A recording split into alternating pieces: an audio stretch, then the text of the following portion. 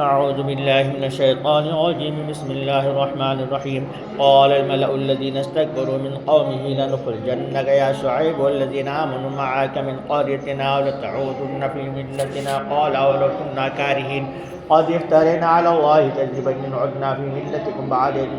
بعد إذ نجانا الله منها وما يكون لنا أن نعود فيها إلا إن شاء الله ربنا وسع ربنا كل شيء علما على الله توكلنا ربنا افتح بيننا وبين قومنا بالحق وأنت خير الفاتحين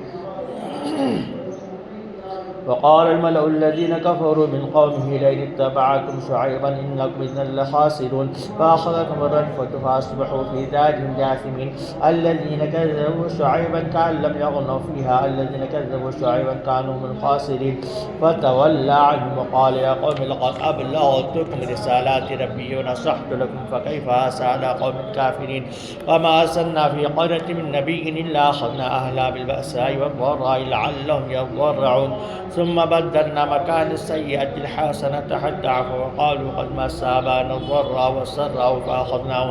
فأخذناهم بغتة وهم لا يشعرون ولو أن أهل القرى آمنوا واتقوا لفتحنا عليهم بركات من السماء والأرض ولكن كذبوا فأخذناهم بما كانوا يكسبون أفأمن أهل القرى يأتيهم بأسنا بياتا وهم نائمون أوأمن أهل القرى يأتيهم بأسنا ضحى وهم يلعبون أفأمنوا مكر الله ولا يأمن مكر الله إلا القوم الخاسرون أولم يهد للذين يرثون الأرض من بعد أهلها أن لو نشاء وصبناهم بذنوبهم ونطبع على قلوبهم فهم لا يسمعون تلك القرى نقص عليك من أنبائها ولقد جاءتهم رسلهم بالبينات فما كانوا ليؤمنوا بما كذبوا من قبل كذلك يطبع الله على قلوب الكافرين وما وجدنا لأكثرهم من عهد وإن وجدنا أكثرهم لفاسقين ثم بعثنا من بعدهم موسى بآياتنا إلى فرعون وملئه فظلموا بآياتنا فانظر كيف كان عاقبة المفسدين وقال موسى يا فرعون إني رسول من رب العالمين حقيق على أن لا أقول على الله إلا الحق قد جئتكم ببينة من ربكم فأرسل معي بني إسرائيل قال إن كنت جئت بآية فأت بها إن كنت من الصادقين فألقى عصاه فإذا هي ثعبان مبين ونزع يده فإذا هي بيضاء للناظرين قال الملأ من قوم فرعون إن هذا لساحر عليم يريد أن يخرجكم من أرضكم فماذا تأمرون قالوا أرجه وأخاه وأرسل في المدائن حاشرين يأتوك بكل ساحر عليم وجاء السحرة فرعون قالوا إن لنا لأجرا إن كنا نحن الغالبين قال نعم وإنكم لمن المقربين قالوا يا موسى إما أن تلقي وإما أن نكون نحن الملقين قال ألقوا فلما ألقوا سحروا أعين الناس واسترهبوهم وجاءوا بسحر عظيم وأوحينا إلى موسى أن ألق عصاك فإذا هي تلقف ما يأفكون فوقع الحق وبطل ما كانوا يعملون فغلبوا هنالك وانقلبوا صاغرين وألقي السحرة ساجدين قالوا آمنا برب العالمين رب موسى وهارون قال فرعون آمنتم به قبل أن آذن لكم إن هذا لمكر مكرتموه في المدينة لتخرجوا منها أهلها فسوف تعلمون لأقطعن أيديكم وأرجلكم من خلاف ثم لأصلبنكم أجمعين قالوا إنا إلى ربنا منقلبون وما تنقم منا إلا أن آمنا بآيات ربنا لما جاءتنا ربنا افرغ علينا صبرا وتوفنا مسلمين وقال الملأ من قوم فرعون أتذر موسى وقومه ليفسدوا في الأرض ويذرك وآلهتك قال سنقتل أبناءهم ونستحيي نساءهم وإنا فوقهم قاهرون قال موسى لقومه استعينوا بالله واصبروا إن الأرض لله يورثها من يشاء من عباده والعاقبة للمتقين قالوا أوذينا من قبل أن تأتينا ومن بعد ما جئتنا قال عسى ربكم أن يهلك عدوكم ويستخلفكم في الأرض فينظر كيف تعملون ولقد أخذنا آل فرعون بالسنين ونقص من الثمرات لعلهم يذكرون فإذا جاءتهم الحسنة قالوا لنا هذه وإن تصيبهم سيئة يطيروا بموسى من معه فإذا جاءتهم الحسنة قالوا لنا هذه وإن تصبهم سيئة يطيروا بموسى ومن معه ألا إنما طائرهم عند الله ولكن أكثرهم لا يعلمون وقالوا مهما تأتنا به من آية لتسحرنا بها فما نحن لك بمؤمنين فأرسلنا عليهم الطوفان والجراد والقمل والضفادع والدم آيات مفصلات فاستكبروا وكانوا قوما مجرمين ولما وقع عليهم الرجز قالوا يا موسى ادع لنا ربك بما عهد عندك فإن كشفت عنا الرجز لنؤمنن لك ولنرسلن معك بني إسرائيل فلما كشفنا عنهم الرجز إلى أجل هم بالغوه إذا هم ينكثون فانتقمنا منهم فأغرقناهم في اليم بأنهم كذبوا بآياتنا وكانوا عنها غافلين وأورثنا القوم الذين كانوا يستضعفون مشارق الأرض ومغاربها التي باركنا فيها وتمت كلمة ربك الحسنى على بني إسرائيل ما صبروا ودمرنا ما كان يصنع فرعون وقومه وما كانوا يعرشون وجاوزنا ببني إسرائيل البحر فأتوا على قوم يعكفون على أصنام لهم قالوا يا موسى اجعل لنا إلها كما لهم آلهة قال إنكم قوم تجهلون إن هؤلاء متبر ما هم فيه وباطل ما كانوا يعملون قال غير الله أبغيكم إلها وهو فضلكم على العالمين وإذ أنجيناكم من آل فرعون يسومونكم سوء العذاب يقتلون أبناءكم ويستحيون نساءكم وفي ذلكم بلاء من ربكم عظيم وواعدنا موسى 30 ليلة وأتممناها ب10 فتم ميقات ربه 40 ليلة وقال موسى لأخيه هارون اخلفني في قومي وأصلح لا تتبع سبيل المفسدين ولما جاء موسى لميقاتنا وكلمه ربه قال رب أرني أنظر إليك قال لن تراني ولكن انظر إلى الجبل فإن استقر مكانه فسوف تراني فلما تجلى ربه للجبل جعله دكا وخر موسى صعقا فلما أفاق قال سبحانك تبت إليك وأنا أول المؤمنين قال يا موسى إني اصطفيتك على الناس برسالاتي وبكلامي فخذ ما آتيتك وكن من الشاكرين وكتبنا له في الألواح من كل شيء موعظة وتفصيلا لكل شيء فخذها بقوة وأمر قومك يأخذوا بأحسنها سأريكم دار الفاسقين سأصرف عن آياتي الذين يتكبرون في الأرض بغير الحق وإن يروا كل آية لا يؤمن بها وإن يروا سبيل الرشد لا يتخذوه سبيلا وإن يروا سبيل الغي يتخذوه سبيلا ذلك بأنهم كذبوا بآياتنا وكانوا عنها غافلين والذين كذبوا بآياتنا ولقاء الآخرة حبطت أعمالهم هل يجزون إلا ما كانوا يعملون واتخذ قوم موسى من بعده من حليهم عجلا جسدا له خوار ألم يروا أنه لا يكلمهم ولا يهديهم سبيلا اتخذوه وكانوا ظالمين ولما سقط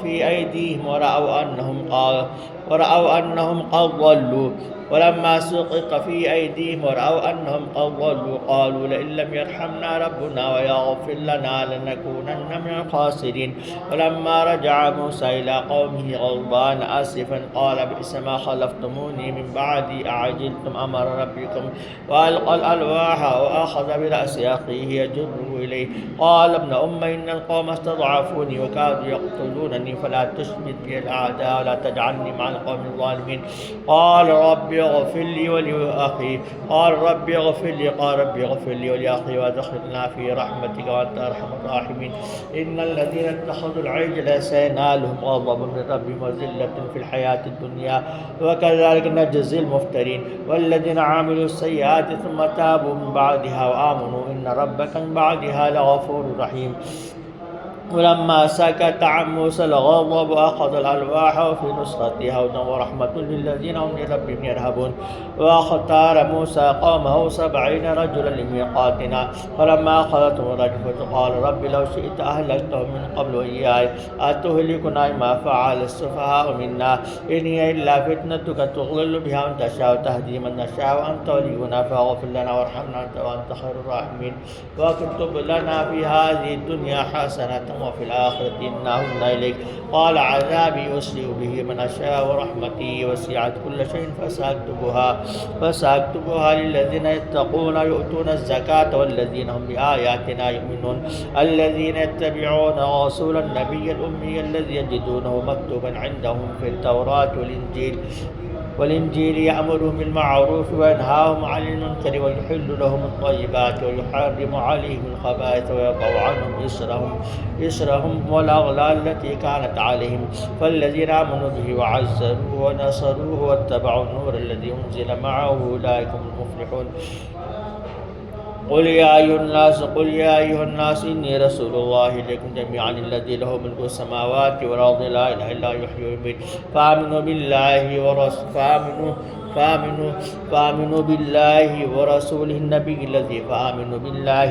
ورسوله النبي الأمي الذي يؤمن بالله وكلماته واتبعوه لعلكم تهتدون. ومن قوم موسى أمة يهدون بالحق وبه يعدلون وقطعناهم 12 أسباطا أمما وأوحينا إلى موسى إذ استسقاه قومه أن يضرب بعصاك الحجر فانبجست منه 12 عينا قد علم كل أناس مشربهم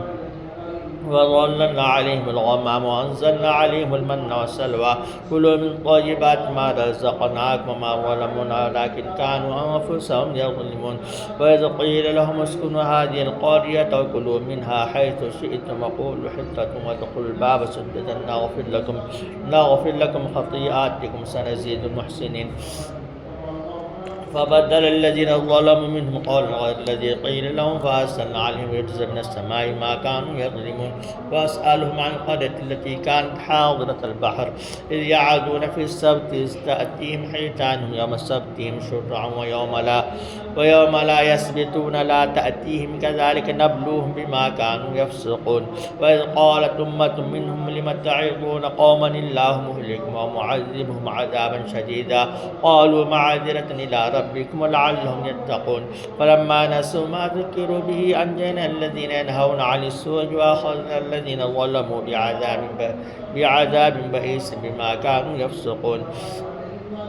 فلما نسوا ما ذكروا به أنجينا الذين ينهون عن السوء وأخذنا الذين ظلموا بعذاب بئيس بما كانوا يفسقون. فلما عتوا عما نهوا عنه قلنا لهم كونوا قردة خاسئين. وإذ تأذن ربك ليبعثن عليهم إلى يوم القيامة من يسومهم سوء العذاب إن ربك لسريع العقاب وإنه لغفور رحيم. وقطعناهم في الأرض أمما منهم الصالحون ومنهم دون ذلك وبلوناهم بالحسنات والسيئات لعلهم يرجعون.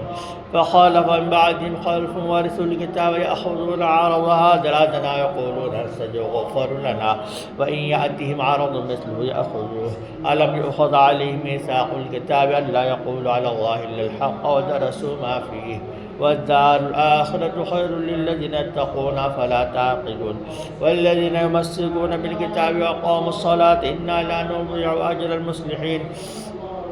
وإن نتقنا الجبل فوقهم كأنه ظلة ظنوا أنه واقع بهم خذوا ما آتيناكم بقوة واذكروا ما فيه لعلكم تتقون. وإذ أخذ ربك من بني آدم من ظهورهم ذريتهم وأشهدهم على أنفسهم ألست بربكم قالوا بلى شهدنا أن تقولوا يوم القيامة إنا كنا عن هذا غافلين أو تقولوا إنما أشرك آباؤنا من قبل وكنا ذرية من بعدهم أفتهلكنا بما فعل المبطلون. وكذلك نفصل الآيات لعلهم يرجعون. واتل عليهم نبأ الذي وكذلك نفصل الآيات ولعلهم يرجعون. واتل عليهم نبأ الذي آتيناه آياتنا فانسلخ منها فأتبعه الشيطان فكان من الغابين ولو شئنا لرفعناه بها ولكنه أخلد إلى الأرض واتبع هواه فمثله كمثل الكلب إن تحمل عليه يلهث أو تتركه يلهث ذلك مثل القوم الذين كذبوا بآياتنا فاقصص القصص لعلهم يتفكرون. ساء مثلا القوم الذين كذبوا بآياتنا وأنفسهم كانوا يظلمون. من يهد الله فلا مضل له من يهد الله فهو المهتدي ومن يضلل فأولئك هم الخاسرون. من يهد الله فهو المهتدي ومن يضلل فأولئك هم الخاسرون. ولقد ذرأنا لجهنم كثيرا من الجن والإنس لهم قلوب لا يفقهون بها ولهم أعين لا يبصرون بها ولهم آذان لا يسمعون بها أولئك كالأنعام بل هم أضل أولئك هم الغافلون. ولله الأسماء الحسنى فادعوه بها وذروا الذين يلحدون في أسمائه سيجزون ما كانوا يعملون. وممن خلقنا أمة يهدون بالحق وبه يعدلون. والذين كذبوا بآياتنا سنستدرجهم من حيث لا يعلمون وأملي لهم إن كيدي متين. أولم يتفكروا ما بصاحبه من جنة إن هو إلا نذير مبين. أولم ينظروا في ملكوت السماوات والأرض ما خلق الله من شيء وأن عسى أن يكون قد اقترب أجلهم فبأي حديث بعده يؤمنون. من يضلل الله فلا هادي له ويذرهم في طغيانهم يعمهون. يسألونك عن الساعة أيان مرساها قل إنما علمها عند ربي لا يجليها لوقتها إلا هو ثقلت في السماوات والأرض لا تأتيكم إلا بغتة يسألونك كأنك حفي عنها قل إنما علمها عند الله ولكن أكثر الناس لا يعلمون.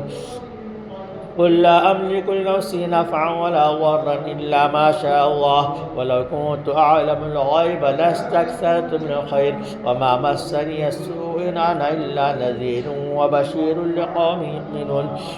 هو الذي خلقكم من نفس واحدة وجعل منها زوجها ليسكن إليها فلما تغشاها حملت حملا خفيفا فمرت به فلما أثقلت دعوا الله ربهما لئن آتيتنا صالحا لنكونن من الشاكرين. فلما آتاهما صالحا جعلا له شركاء فيما آتاهما فتعالى الله عما يشركون. أيشركون ما لا يخلق شيئا وهم يخلقون ولا يستطيعون لهم نصرا ولا أنفسهم ينصرون. وإن تدعوهم إلى الهدى لا يتبعوكم سواء عليكم أدعوتموهم أم أنتم صامتون. إن الذين تدعون من دون الله عباد أمثالكم فادعوهم فليستجيبوا لكم.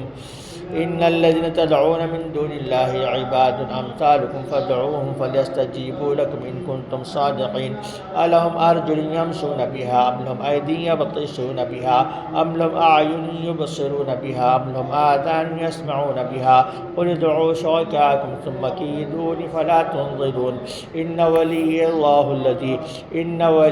الله الذي نزل الكتاب وهو يتولى الصالحين. والذين تدعون من دونه لا يستطيعون نصركم ولا أنفسهم ينصرون. وإن تدعوهم إلى الهدى لا يسمعون وتراهم ينظرون إليك وهم لا يبصرون. خذ العفو وأمر بالعرف وعارض عن الجاهلين. وإما ينزغنك من الشيطان نزغ فاستعذ بالله إنه سميع عليم. إن الذين اتقوا إذا مسهم طائف من الشيطان تذكروا فإذا هم مبصرون. وإخوانهم يمدونهم في الغي ثم لا يقصرون. وإذا لم تأتهم بآية قالوا لولا اجتبيتها قل إنما أتبع ما يوحى إلي من ربي هذا بصائر من ربكم وهدى ورحمة لقوم يؤمنون. وإذا قرئ القرآن فاستمعوا له وأنصتوا لعلكم ترحمون. واذكر ربك في نفسك تضرعا وخيفة ودون الجهر من القول بالغدو والآصال ولا تكن من الغافلين. إن الذين عند ربك لا يستكبرون عن عبادته ويسبحونه وله يسجدون. صدق الله العظيم.